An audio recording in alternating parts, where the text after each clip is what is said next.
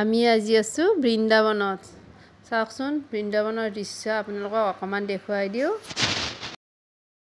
এয়া বৃন্দাবনৰ দৃশ্য চাওক, ভগৱান শ্ৰীকৃষ্ণই বাঁহী বজাই আছে আৰু এইফালে মানে ভগৱানৰ যি গৰু চৰাইছিলে, গৰু এইবিলাক ঘাঁহ খোৱা দৃশ্য দেখুৱাই দিয়া হৈছে।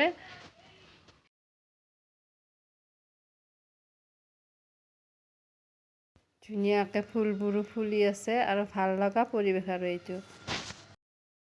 নমস্কাৰ সকলোকে, অসমীয়া বোৱাৰী মামনি ইউটিউব চেনেলটোলৈ আপোনালোক সকলোকে স্বাগতম জনাইছোঁ। আশা কৰিছোঁ আপোনালোক সকলো ভালে আছে আৰু ময়ো ভালে আছোঁ। আজি আমি যাব ওলাইছোঁ মন্দিৰ আৰু আমি আহি পাই গ'লোঁ মন্দিৰ। এইফালে বৃন্দাবন, এইটো শ্ৰীকৃষ্ণৰ গৰখীয়া মন্দিৰ হয়। এইটো আছে আমাৰ ৰাইপাট গাঁৱত আৰু মন্দিৰটো খুবেই ধুনীয়া আৰু ইয়াৰ পৰিৱেশটো খুব ধুনীয়া। এইফালে ফুলবোৰ লগাইছে আৰু সৰুকৈ এখন বৃন্দাবন আছে, তাত মানে শ্ৰীকৃষ্ণই বাঁহী বজাই আছে। এইবিলাক দৃশ্য দেখুৱাইছে, ল'ৰা ছোৱালী চাই খুব ভাল পায়।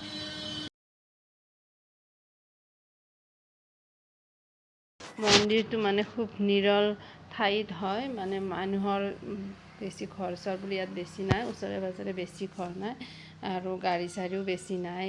ৰাস্তাৰ কাষত যিহেতু নহয়, অলপ ভিতৰুৱা ঠাইত, সেইকাৰণে ঠাইখিনি খুবেই ভাল লাগে, বিৰাট শান্তি পোৱা যায় আৰু গৰমৰ দিনত আহিলেও ধুনীয়া বতাহ বলি থাকে এই ঠাইখিনিত। আৰু এইফালে মোৰ শাহুমাই মানে মন্দিৰৰ শৰাইৰ কাৰণে যা যোগাৰ কৰি আছে। আমি যিহেতু শৰাই লৈ আহিছোঁ আৰু এইফালে চাওক, ভগৱান শ্ৰীকৃষ্ণৰ গোটেইকেইটা মানে অৱতাৰ মন্দিৰটো চাৰিওফালে ৰখা হৈছে আৰু খুবেই ভাল লাগে মন্দিৰটো।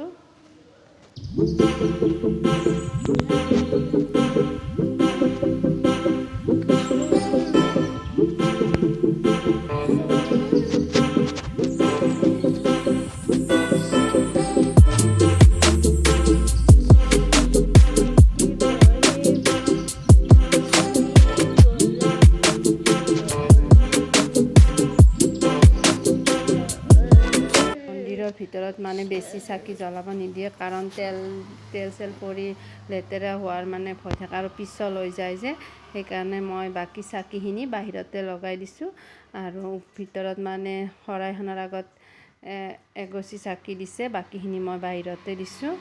মানে ইয়াতে বাহিৰতে তেনেকৈ দিয়ে আৰু।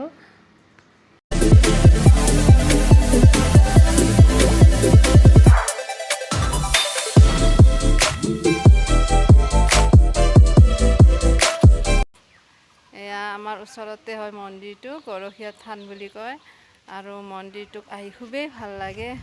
ইয়াৰ পৰিৱেশটো খুব ধুনীয়া, কিন্তু এতিয়া অলপমান মানে ফাগুন মাহ যে, সৰিয়হ চৰিয়হ নাই, কিন্তু যেতিয়া সৰিয়হ ফুলে আহি খুব ভাল লাগে আৰু এতিয়া গছবোৰৰ পাতবিলাক সৰিছে, কিন্তু যেতিয়া মানে বহাগ মাহ হয় তেতিয়া আহি খুব ভাল লাগে।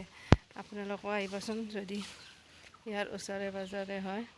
প্ৰসাদ আগবঢ়োৱা হৈ গ'ল, এতিয়া প্ৰসাদখিনি মই বিলাই দিবৰ কাৰণে যোগাৰ কৰি আছোঁ আৰু আজিৰ ভিডিঅ'টো ইমানে। ধন্যবাদ।